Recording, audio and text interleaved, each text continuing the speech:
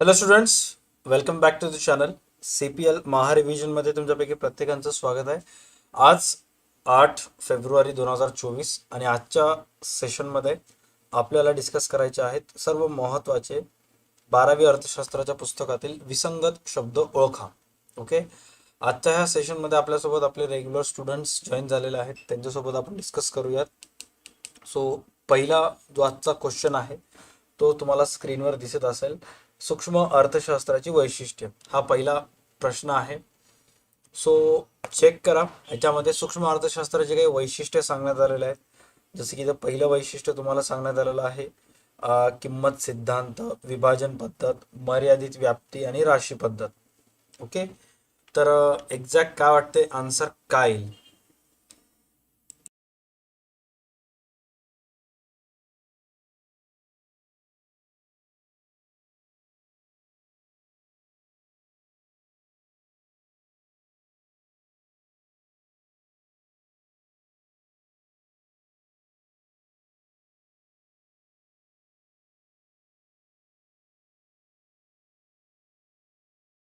शुभम, काय वाटते, आन्सर काय असेल? राशी पद्धत सर. शुभमला असं वाटतं की त्या प्रश्नाचा आन्सर असेल राशी पद्धत, कारण किंमत सिद्धांत, विभाजन पद्धत आणि मर्यादित व्याप्ती हे सर्व सूक्ष्म अर्थशास्त्राचे आहेत. राईट, एक्सप्लेन करू शकशील शुभम? हो सर. हा, तर राशी पद्धतीमध्ये जे आहे ते संपूर्ण अर्थव्यवस्थेचा अभ्यास केला जातो आणि सूक्ष्म अर्थशास्त्र एक वैयक्तिक घटकापुरतच मर्यादित असते. त्यामुळे राशी पद्धत हा त्याचं वैशिष्ट्य लागू होणार नाही. आणि राहिली गोष्ट तर किंमत सिद्धांत, विभाजन पद्धत आणि मर्यादित व्याप्ती ही सूक्ष्म अर्थशास्त्राची वैशिष्ट्ये आहे. ओके. जर स्थूल अर्थशास्त्रामध्ये राशी पद्धत असेल, ओके, तर मग सूक्ष्म अर्थशास्त्रामध्ये कोणती पद्धत असते? विभाजन पद्धत सर. करेक्ट, विभाजन पद्धत. Right, done. नेक्स्ट क्वेश्चन तुमच्या सर्व स्टुडंटसाठी. स्थूल अर्थशास्त्राची व्याप्ती, स्थूल अर्थशास्त्राची व्याप्ती ज्याच्यामध्ये पॉइंट्स तुम्हाला सांगण्यात आलेला आहेत. याच्यामध्ये आता गटात न बसणारा जो शब्द आहे तो राशी पद्धत आहे. Okay, so just 1 second for proper answer arrangements.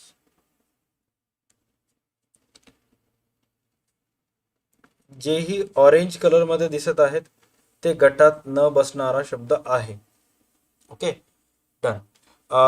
स्थूल अर्थशास्त्राची व्याप्ती, सुरभी काय वाटते, स्थूल अर्थशास्त्राच्या व्याप्तीमध्ये काय येईल आन्सर? सर, उत्पादन घटकाच्या किंमत निश्चितीचे सिद्धांत. उत्पादन घटकाचे किंमत निश्चितीचे सिद्धांत. रिझन सांगू शकशील सुरभी?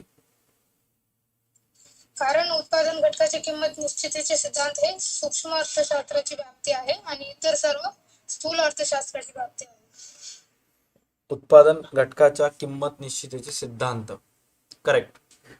नेक्स्ट प्रश्न तुमच्या सर्व स्टुडंटसाठी. घटत्या सीमांत उपयोगितेच्या सिद्धांताचे अपवाद, घटत्या सीमांत उपयोगिताच्या सिद्धांताचे अपवाद.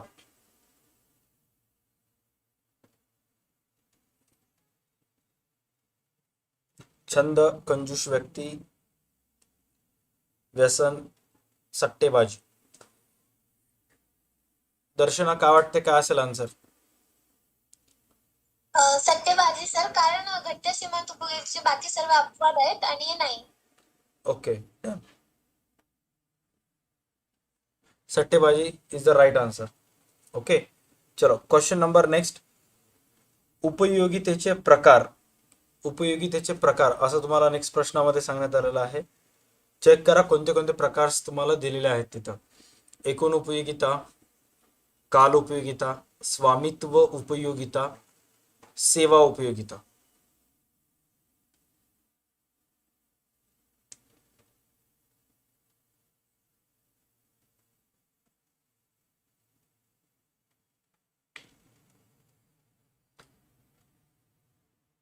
कुलकर्णी काय वाटते, काय असेल याचा आन्सर?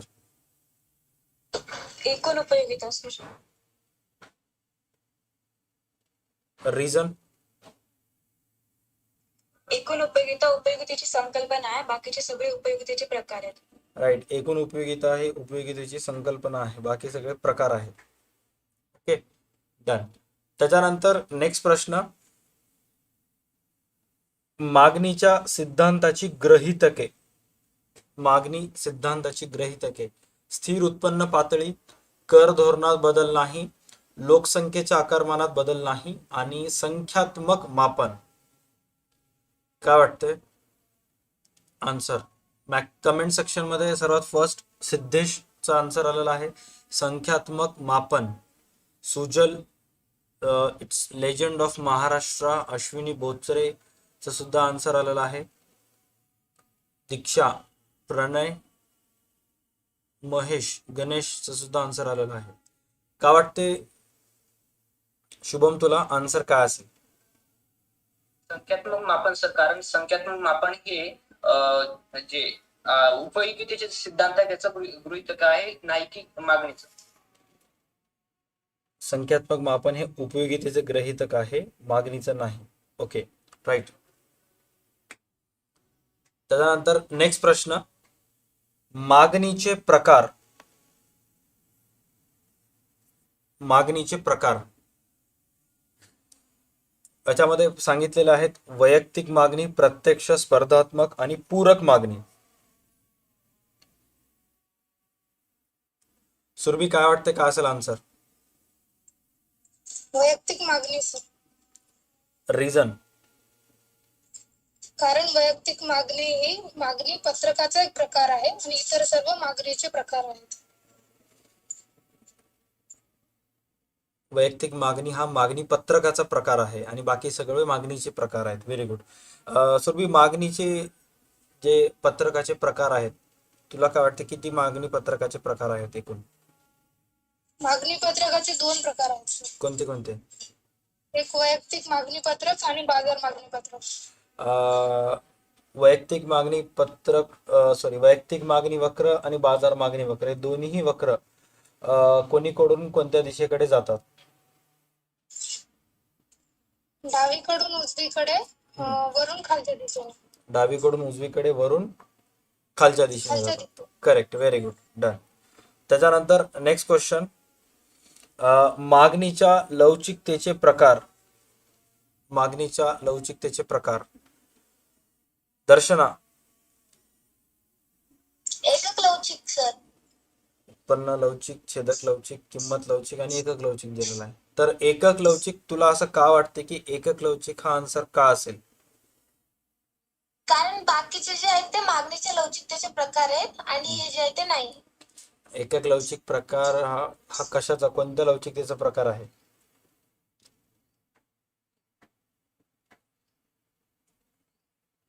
किंमत लवचिकतेचा प्रकार आहे का एकक लवचिक मागणी? हो सर. बर.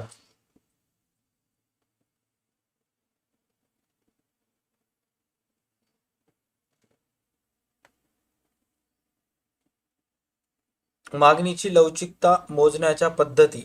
मागणीची किंमत लवचिकता मोजण्याच्या पद्धती: गुणोत्तर पद्धत, एकूण खर्च पद्धत, उत्पन्न पद्धत आणि भूमिती पद्धत. गुणोत्तर, एकूण खर्च, उत्पन्न पद्धत आणि भूमिती पद्धत. कुलकर्णी, काय वाटते काय असेल याचा आन्सर? उत्पन्न पद्धत. रिझन? बाकीचे सगळे मागणीची किंमत लवचिकता मोजमापाच्या पद्धती आहेत आणि उत्पन्न पद्धत राष्ट्रीय उत्पन्न मोजमापाची पद्धत आहे. राईट.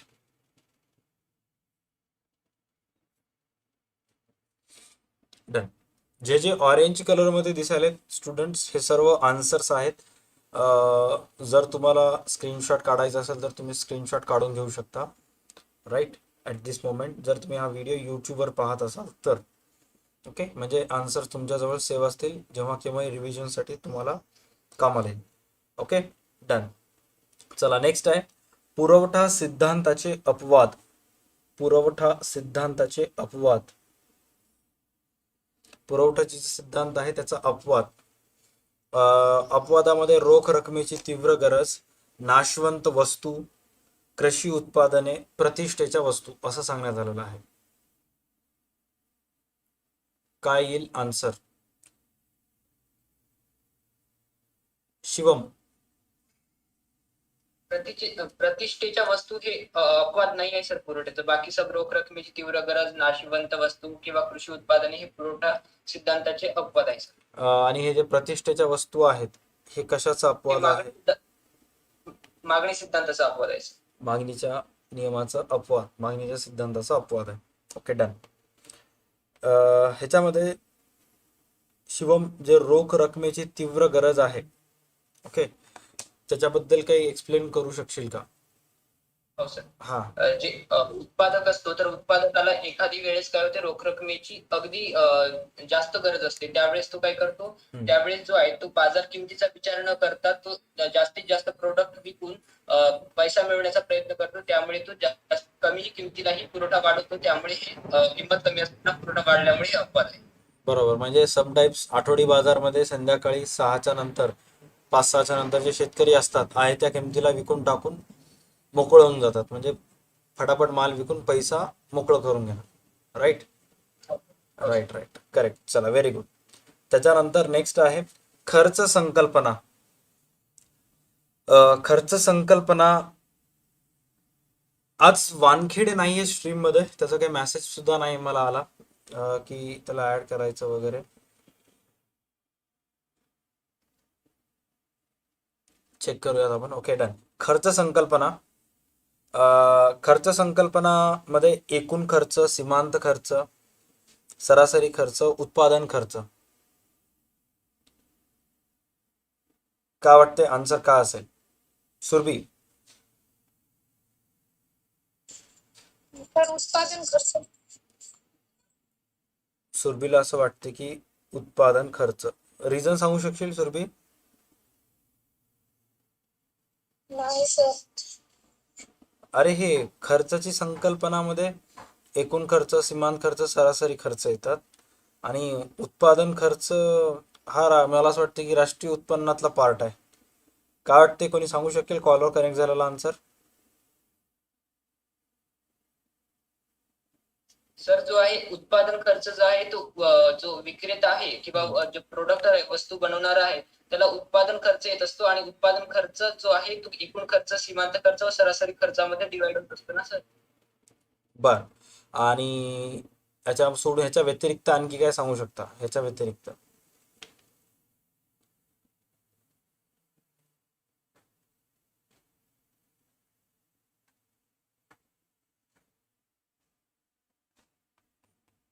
बरं, ह्याच्यामध्ये प्राप्ती संकल्पना पण आहे शुभम, राईट?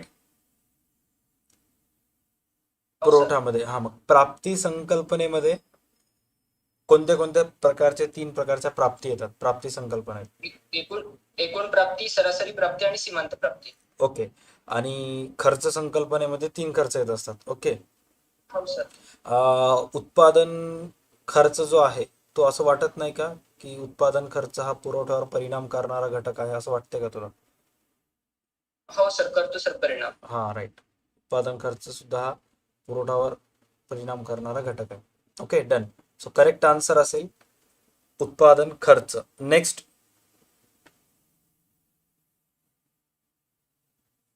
स्थळानुसार बाजारपेठ. स्थळानुसार बाजारपेठ.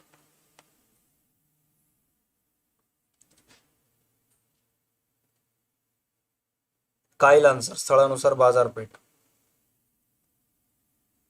स्थानिक बाजारपेठ, राष्ट्रीय बाजारपेठ, आंतरराष्ट्रीय बाजारपेठ, दीर्घकाळ बाजारपेठ.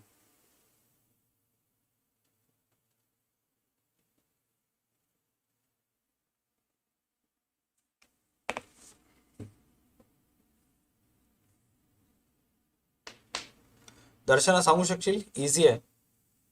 हो सर, दीर्घकाळ बाजारपेठ. रिझन? कारण बाकीचे सर्व स्थळानुसार बाजारपेठ आहेत आणि जे दीर्घकाळ आहे ते काळानुसार बाजारपेठ आहे. Very good.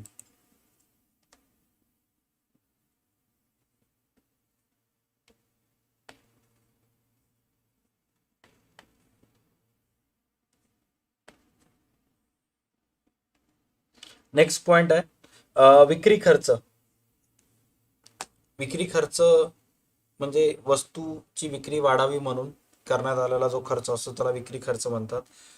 दूरदर्शन प्रसारणाचा खर्च, साठेबाजी, प्रदर्शन, फलक जाहिराती असं सांगण्यात आलेलं आहे. दूरदर्शन प्रसारणाचा खर्च, साठेबाजी, प्रदर्शन, फलक, जाहिराती.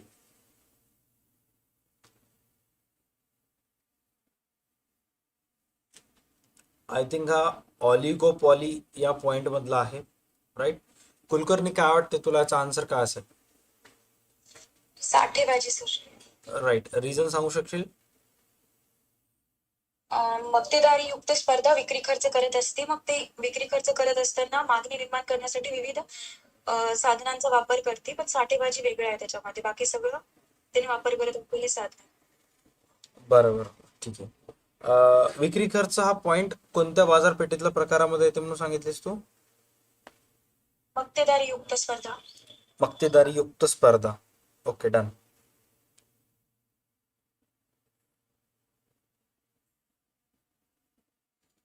त्याच्यानंतर निर्देशांकाचे प्रकार.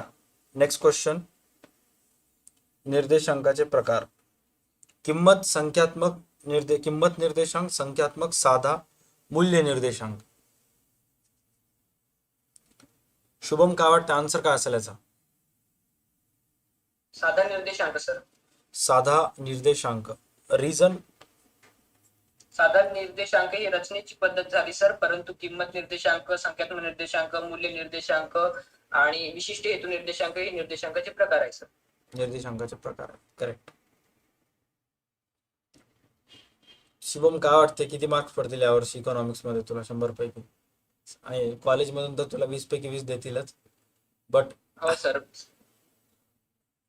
माझ्या अंदाजाने सर 95 पर्यंत जायला पाहिजे, कारण की भूगोल मध्ये आता प्रिलिम टेस्ट मध्ये सर 76 पडले सर. 4 मार्क कुठे गेले? 4 मार्क सर ते लॉंग क्वेश्चन राहतात ना 8 मार्कासाठी, त्यामध्येच 2 मार्क कटले आहे सर. मुद्दामून जाणून बुजून सरांनी कट केले का? तुझी त्याच्यामध्ये काहीतरी एकदम प्रॅक्टिकल मिस्टेक होती तुझी निघाली त्याच्यात? नाही सर, ते कसं झालं, एक प्राथमिक आर्थिक क्रियामधून प्रश्न आलता ना, त्यामुळे त्याकडे जास्त वैशिष्ट्यच नव्हते सर, आणि ते वैशिष्ट्य मनाने लिहायचे होते ना, त्यामुळे थोडं लेंथ कमी झाली होती. ओके. तू मागचे गेस्ट पेपर्स जे आपल्या 21 रुपयाच्या कोर्स मध्ये दिलेले आहेत इकॉनॉमिक्सचे, तुझे किती सॉल्व्ह झाले? 2 काहीतरी सेंड केला ना मला तो पूर्ण सॉल्व्ह करून. हो सर. आणि आता या फेब्रुवारी महिन्यात तुझे किती पेपर आहेत 21 ते 29च्या दरम्यान? एक इंग्लिश आहे सर, नंतर मराठी आणि राज्यशास्त्र आहे सर. इंग्लिश, मराठी, राज्यशास्त्र. बाकी तिन्ही राहिलेले पेपर्स मार्च मध्ये आहेत. हो सर. किती किती मार्चला आहेत? एक 9 मार्चला अर्थशास्त्र आहे सर, आणि 15ला भूगोल आणि 16ला इतिहास आहे सर. म्हणजे इतिहास भूगोलचं तू मला असं वाटतं की या महिन्यात काही स्टडी करणारच नाही. सध्या तुझं पूर्ण फोकस राज्यशास्त्र, हिंदी किंवा मराठी आणि ह्याच्यावर इंग्लिशवर आहे का? नाही सर, तसं नाही सर. माझा इंग्लिश मराठी सिलेबस झाला आहे सर, फक्त ते पोएमचे जे रसग्रहण वगैरे असते ते पाठ करणं चालू आहे सर, आणि जो इकॉनॉमिक्सचा एक चॅप्टर जो टफ आहे तो रिव्हिजन करणं चालू आहे सर. आणि भूगोल आम्हाला इतिहास मध्ये 12 चॅप्टर आहे सर, 6 चॅप्टर करून ठेवायला टाइम नाही मिळत सर. मग नंतर टाइम मिळत नाही म्हणून. अच्छा, हा. एकही दिवस गॅप नाही सर. भूगोलचा 15ला आहे आणि 16ला इतिहासचा आहे सर. एक दिवस पण गॅप नाही, 21 घंट्याचाच गॅप आहे. दुसऱ्या दिवशी 6 आणि दुसऱ्या दिवशी 3 वाजता. हो सर. हा, राईट राईट राईट, करेक्ट. बघू, बेस्ट ऑफ लक. चांगला पेपर सॉल्व्ह कर तू. आपण चेक करूयात कसं होईल काय नाही ते. डन. निर्देशांक रचनेच्या पायऱ्या. निर्देशांक रचनेच्या पायऱ्यामध्ये चेक करा.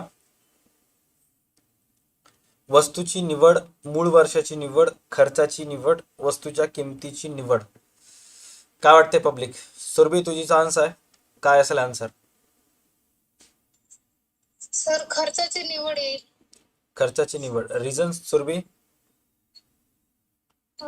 कारण खर्चाची निवडला सोडून बाकी सगळे निर्देशांक रचनेच्या पायऱ्या आहेत, तर खर्चाची निवडचा काही संबंध नाही त्याच्याशी. ओके.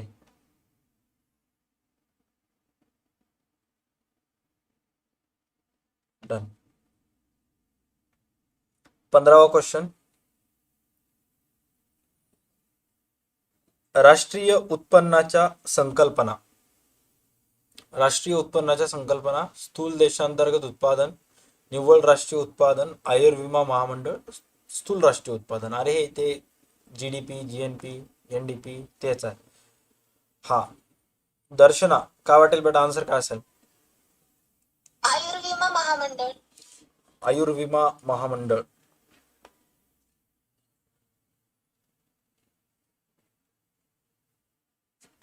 दर्शना रिझन सांगू शकशील? कारण राष्ट्रीय उत्पन्नाच्या संकल्पनेत आयुर्विमा महामंडळाचा काही संबंध येत नाही. आयुर्विमा महामंडळाचा काही संबंध येत नाही. Okay, very good.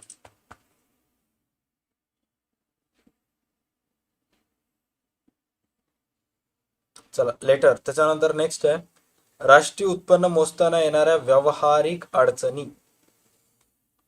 कुलकर्णी, राष्ट्रीय उत्पन्न मोजताना येणाऱ्या व्यावहारिक अडचणी कोणत्या कोणत्या आहेत? दुहेरी गणनेची समस्या, अमौलिक क्षेत्राचे अस्तित्व, क्वेश्चन मध्ये बघ की ते आहे का? कोणते कोणते आहेत म्हणालात की? कोणते कोणते म्हणजे मी तुला डायरेक्ट उत्तर सांग म्हणा गेलो. ह्याच्यामधले कोणते कोणते आहेत ते सांग आणि कोणते कोणते नाही आहेत ते सांग प्रश्नामधले. बेकायदेशीर व्यवहारांपासून मिळणारे उत्पन्न, बेकायदेशीर व्यवहारापासून मिळणारे उत्पन्न येत नाही.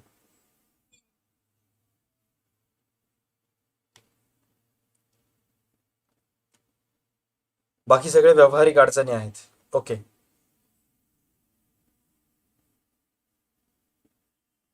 राष्ट्रीय उत्पन्नाचे मोजमाप कोण करते भारतामध्ये? CSO, कधीपासून स्थापना करण्यात आली राष्ट्रीय उत्पन्न समितीची स्थापना? 1949 का? 1949. कोण होते अध्यक्ष? अध्यक्ष कोणाच्या अध्यक्षतेखाली होते किंवा सभासद कोण कोण होते? गाडगीळ आणि आर.व्ही. राव कोणकी. VKRV राव, गाडगीळ आणि PC महालनोबिस. राईट.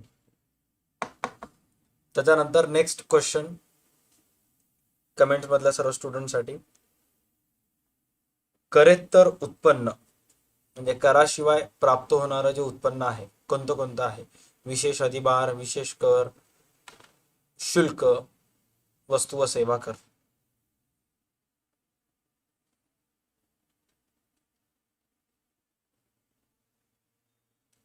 काय वाटते शुभम, आन्सर काय आहे याचा? वस्तू व सेवा कर सर. वस्तू व सेवा कर. रिझन? कारण सर वस्तू व सेवा कर हा कर उत्पन्नाचा स्रोत आहे आणि विशेष अधिभार, विशेष कर आणि शुल्क हे करेत्तर उत्पन्नाचे स्रोत आहे. शबाश, करेक्ट. That's next.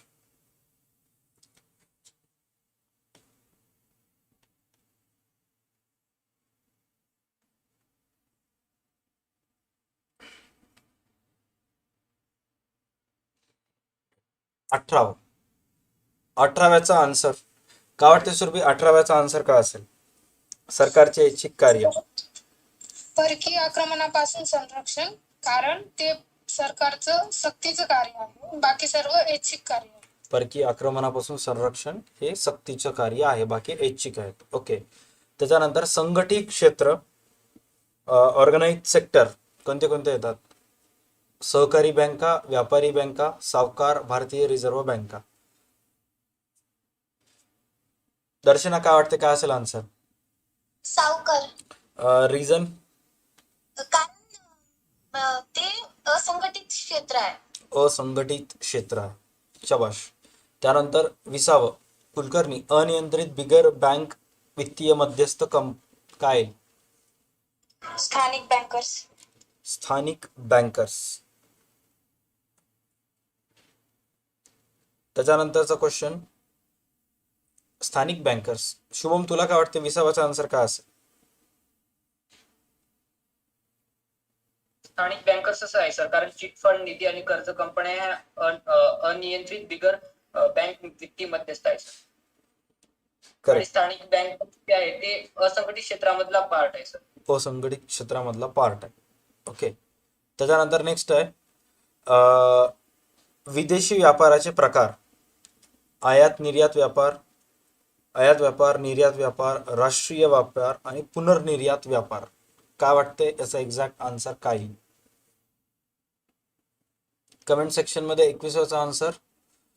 श्रेयस कांबळेचं म्हणणं आहे की राष्ट्रीय व्यापार. गणेश मस्केचं सुद्धा तेच म्हणणं आहे, राष्ट्रीय. राष्ट्रीय व्यापार म्हणजे जे भारतातल्या भारतात एका राज्यातून दुसऱ्या राज्यावर करण्यात येतो त्याला राष्ट्रीय व्यापार असं म्हणतात, त्यामुळं हा येईल आन्सर. बाकी सर्व विदेशी व्यापार जो एका देशाचा दुसऱ्या देशाशी घेणं देणं होत असतो, वस्तूचा सेवाचा मोबदला घेणं देण्यात होत असतो. 22 नवीन बंदराचा विकास कांडला, कोचीन, मुंबई, नावाशेवा.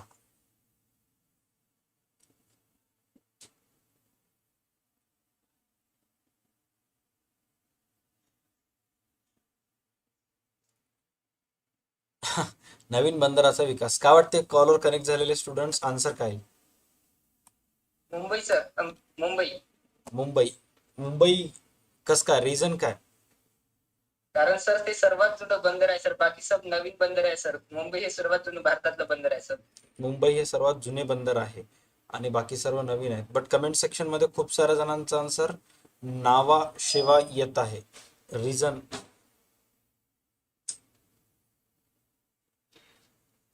बुक मध्ये असेल ना याच्याबद्दल, लास्ट चॅप्टर मध्ये.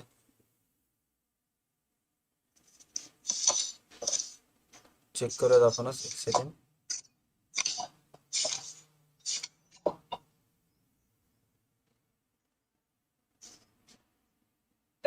पेज नंबरवर आहे सर. राईट.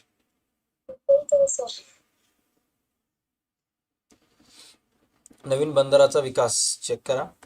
भारताला विदेशी व्यापार प्रामुख्याने मुंबई, कोलकाता, चेन्नई या बंदरावर अवलंबून राहावं लागते. ओके, नवीन बंदराचा विकास. अरे मग आन्सर हा. आणि अलीकडे भारतात या बंदरावर अतिरिक्त भार कमी करण्यासाठी कांडला, कोचीन, विशाखापट्टणम, नावाशिवा इत्यादी नवीन बंदरे विकसित केली. ओके, हे सगळे जुने बंदर आहेत, मुंबई, चेन्नई, कोलकाता. आणि चेक करा, तुम्हाला आन्सर चेंज करायचा आहे का?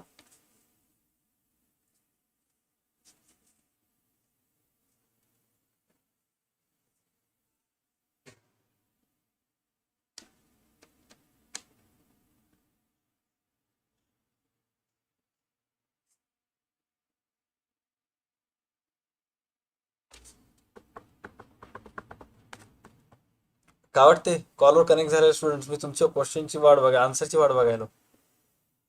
मुंबईच येते सर. पक्क? हो. राईट. कांडला, कोचीन, विशाखापट्टणम, नावाशिवा हे सर्व नवीन आहेत. मुंबई हे सर्व जुनं बंदर आहे, त्यामुळे आन्सर येईल मुंबई. Okay, done. एक्झाम मध्ये फिरून पण येऊ शकते, सो प्रिपेअर राहा त्याच्यासाठी. अरे यार, चल ना. राईट. चला, उद्या आपण पब्लिक डिस्कस करणार आहोत. विधाने पूर्ण करा. उद्या दुपारी 1 वाजता त्याच्याशी रिलेटेड सेशन असेल आणि मग त्याच्यामध्ये सर्व आपण कव्हर करून घेऊयात. Okay, done. टाइम टेबल तर तुम्हाला माहित आहे आणि टाइम टेबल जर तुम्ही ब्लाइंडली फॉलो केलं तर तुमचंच बेनिफिट आहे त्याच्यामध्ये. आणि टाइम टेबलनुसार आज संध्याकाळी अचूक पर्याय निवडून तक्ता पूर्ण करा व योग्य क्रम लावा. हे OCMचा 8 वाजता आहे आणि ॲडमिशन ऑफ पार्टनरचं आपल्याला डिस्कस करायचं आहे, आलियाचा प्रॉब्लेम. ओके, किंवा त्याच्यापेक्षा आणखी जर कोणतं महत्त्वाचं सापडलं तर रात्री 10 वाजता ते सॉल्व्ह करूयात. सो नक्की या व्हिडिओला लाईक, चॅनलला सबस्क्राईब करायचं आहे. अरे यार, मला ना स्ट्रीमच्या 1 वाजता जेव्हा स्ट्रीम चालू होती त्याच्या अगोदर 7-8 फोन आले, जॉईन करा. बट ॲक्च्युअलमध्ये कोणासोबतच त्यातलं फर्स्ट टाइम बोलणं होत होतं. ओके, सो त्याच्यामुळे मी सगळे फोन इग्नोर्स केले. बट आता नंबर सेव्ह करून घेतो जे रेग्युलर जॉईन होणार आहेत आणि मग त्यांना लिंक टाकून टाकतो. Okay, done. चालेल, चल भेटूयात उद्याच्या सेशनमध्ये आणि संध्याकाळी 10च्या सेशनमध्ये. SP चं सेशन होणार आहे, SP चं महारिव्हिजन होणार आहे. तुमच्यापैकी ज्यांचे SP आहे त्यांनी SP च्या पेपरचा 2 दिवस अगोदर मला नक्की कॉल करा. मी तुमच्या सर्वांना SP च्या महारिव्हिजनमध्ये जॉईन करतो. ओके, 2.5 ते 3 तासाचं रिव्हिजन घेऊयात. सर्व ऑब्जेक्टिव्ह, महत्त्वाचे प्रश्न, उत्तरे, पेपर, पत्र वगैरे सगळंच बघूयात आपण त्याच्यामध्ये. चलो, बाय.